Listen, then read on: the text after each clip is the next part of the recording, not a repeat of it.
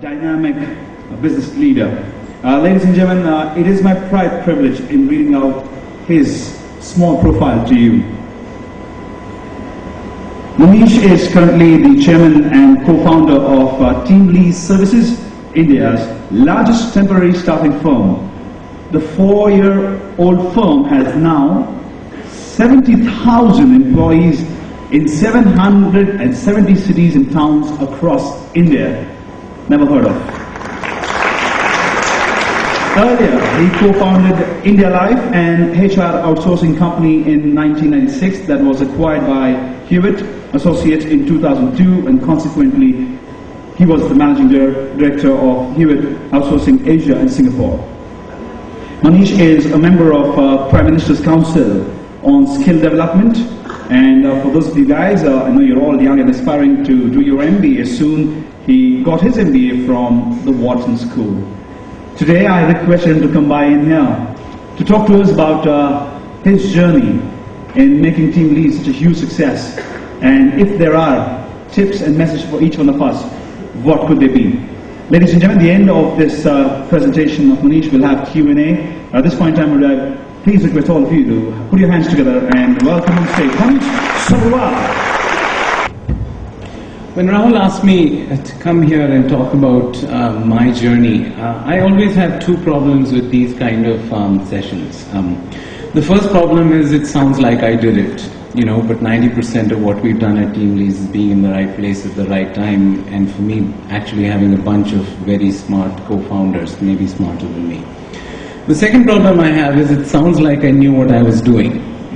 Life is lived forward but understood backwards, and you may be too young to realize that. But anyway, there'll be two parts of what I'm going to try and explain to you, and I'm going to try and give you the lessons of entrepreneurship. Hopefully just hang them on my journey, but the more important part is the lessons of entrepreneurship. And second is I thought about, what are the 5 things I wish I knew 20 years ago? A baby and a dwarf. A baby and a dwarf are both small, but the baby is going to grow while the dwarf is going to stay there. The difference between a baby and a dwarf is not more food. It is not more money. It is really in DNA and in architecture. And I've had the unique luck of creating 2 ventures since when I finished business school in 1996. So my first venture was a company called JYLF. It was my final project in 10 out of my 22 classes in my MBA. I raised venture capital from Lazard while I was finishing my second year of college. I sold it to a company called Hewitt in 2002. That company, in about 6 years, did about 30 crores in revenue. So it did well, but in my mind it was a dwarf. But we started Team Leads, which is about 5 years old now. We've hired somebody every 5 minutes for the last 5 years. Night and day, weekends included, and this year we closed with about 700 crores in revenue. What has been the difference between the two? And when I reflect back, and I'm only looking back, and you must, there's the first rule which most doctors will understand, Dr. Chinnappa sitting here, post-mortems have a certainty that prescriptions don't. So I didn't know this when I was, but looking back, the difference between a baby and a dwarf is really 6 things. They are in opportunity, they are in team, organizational design, strategy, risk, and resources. And I'll quickly cover each one of these 6 for you. See, the opportunity is very key. We have been lucky in Team Leads because you need a big opportunity. JYLF is not a big opportunity. We did HR outsourcing, so you can't put lipstick on a pig, right? As much as you want to.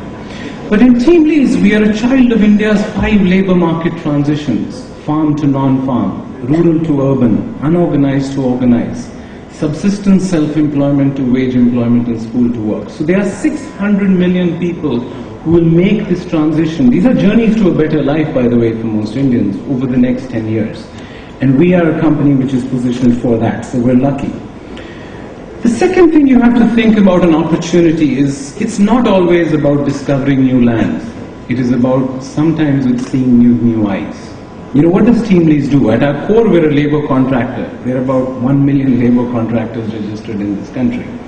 But we looked at what a labor contractor does. And we are really a people supply chain company in a country where the people supply chain is broken. See, we are at the agony and ecstasy of India's labor market. I had a client, and the two extremes I can give you an example. I had a telecom client shouting at me a few months ago saying, I need 500 salespeople, why aren't you filling them up? I said, your hiring standards are too high. We're doing it for your competitors. So he called me back after lunch and said, I need a pair of hands. I don't care if a brain comes attached. Because companies are just not able to find skilled people. But the other agony of India's labor market, we had a job mela in Jaipur. We're sitting here, he was one of the key organizers of that. And 35,000 people showed up in one day. You know, I was the only guy wearing a suit for 10 kilometers, so about 1,000 of those kids came up to me. And I can guarantee 800 of those kids, if they were born in Delhi, Bombay or Bangalore, they would have had a job. But unfortunately, they were born in rural India, Dausa, Barmer, Jhunjhunu, Shergarh, whatever place you want to make. And it's the ovarian lottery. You know, where you are born in India has such an overwhelming impact on where you can get to in life. And that is unfair. But that is what we've created as a massive opportunity, sabotaging the ovarian lottery. So we spent the last 5 years in the matching problem, which was connecting demand for supply.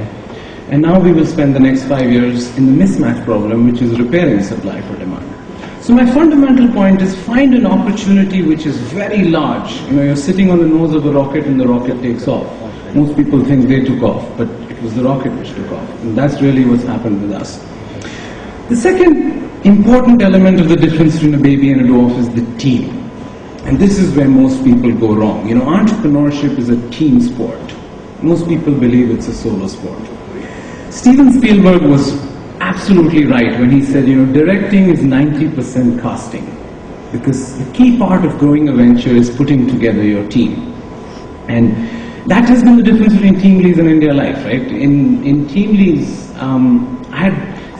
putting together your entrepreneurship team means you have to kiss many frogs before you find your princess, right? I had done my frog kissing in India Life, so I had a 1-year non-poach agreement with Hewitt. The day it ended, 29 people resigned and came over to team leads. And that is why we have scaled faster, because we've seen the movie before, we know how it ends. And that leads to another lesson which most people, when you come or when you're young, you don't realize. You don't realize that great orchestras are not made of great musicians. Great orchestras are made of ordinary musicians performing at their peak.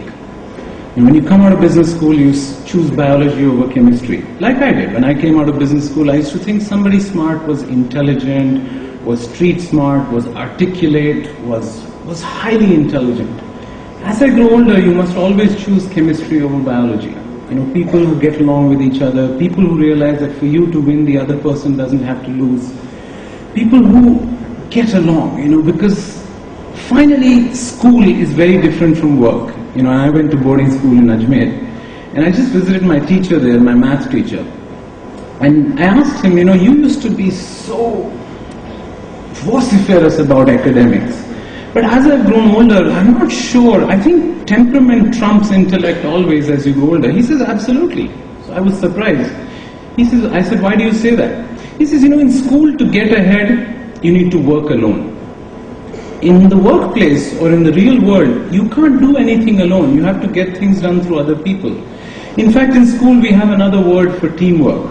We call it cheating, which is kind of interesting. And I've thought back on that when you sometimes we don't realize that when you get out there, the team is all that matters. And not only the quality of the team in terms of diversity of the team. You know, we all tend to like people or hang out with people who look like us, who think like us, who dress like us. But that is the fatal flaw in any leader. You must always work with people, hang out with people who are different from you. And most people have this problem. You know, even Akbar, who was one of India's greatest leaders, had a very deep management team, right? His Navratnas was a deep management team. But he suffered from that same fatal flaw which most leaders do. You know, he called Birbal and said, if you don't fight in battle, I will demote you from being a Navratna. And Birbal said, Jahanpana, I'm a Baniya. I'm very good at what I do. Please don't send me to fight for battle. This is a true story. Please read the history of Abu Fazl, who chronicled Akbar's... So Akbar said, no, if you don't go and fight in a battle, I'm going to demote you from being a Navratna. So Birbal went and fought in battle, and his body was never